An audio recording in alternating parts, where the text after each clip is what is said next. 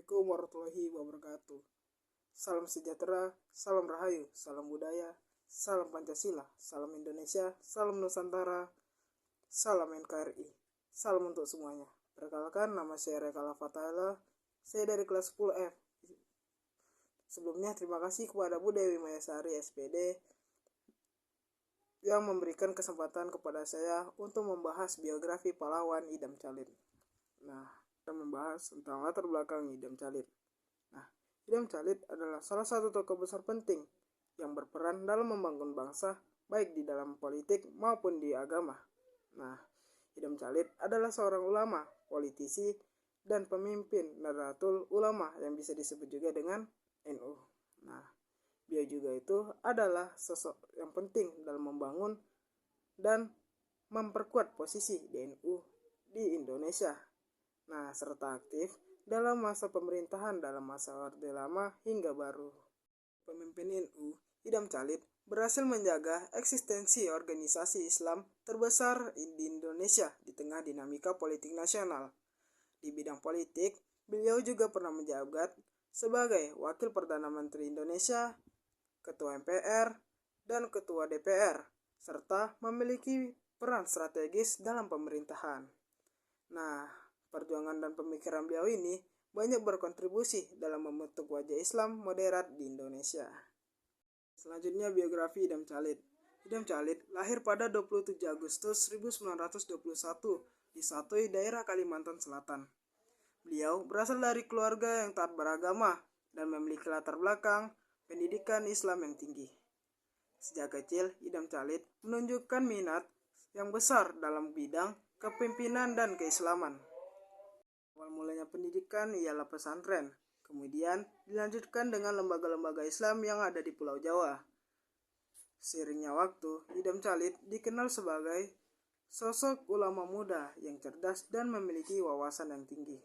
Mudanya beliau aktif dalam berbagai organisasi Islam yang termasuk Nahdlatul Ulama yang kemudian mengantarkannya menjadi salah satu pemimpin utama di organisasi tersebut.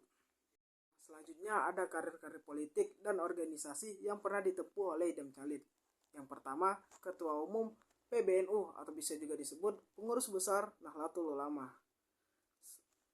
Kepemimpinannya, NU mengalami perkembangan pesat dan juga membantu menjaga stabilitas organisasi di tengah dinamika politik sosial. Kedua, ada Wakil Perdana Menteri Indonesia pada tahun 1956 sampai 1959 yang menjabat pada kabinet era Presiden Soekarno dan berperan dalam kebijakan-kebijakan strategis pemerintahan. Yang ketiga ada Ketua DPR atau MPR pada tahun 1972 sampai 1977 yang dimana mewakili aspirasi rakyat dan umat Islam dalam lembaga legislatif tertinggi. 4. Ada anggota Dewan Pertimbangan Agung yang berperan dalam memberi nasihat kepada Presiden terkait kebijakan nasional. Perjalanannya, Idam Chalid dikenal sebagai tokoh yang mampu beradaptasi dengan berbagai dinamika politik, baik di masa Orde Lama maupun Orde Baru. Di bidang politik, Idam Chalid memiliki pengaruh yang besar dalam dunia Islam, khususnya dalam bidang pendidikan dan dakwah. Pertama adalah mengembangkan pendidikan Islam. Kedua, mendirikan pesantren dan lembaga pendidikan Islam. Tiga adalah memperkuat Islam moderat. Keempat adalah mendorong nilai-nilai Islam dan rahmatan lil alamin. Terakhir adalah mempromosikan perdamaian dan musyawarah. Selanjutnya, apa saja penghargaan-penghargaan yang telah didapat oleh Idam Chalid.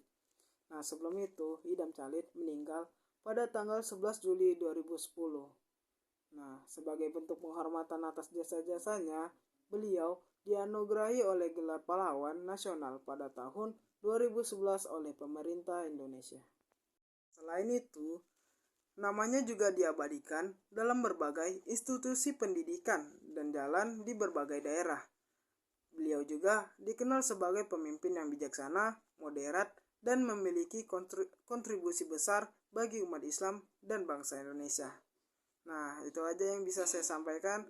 Mohon maaf jika ada salah kata. Assalamualaikum warahmatullahi wabarakatuh.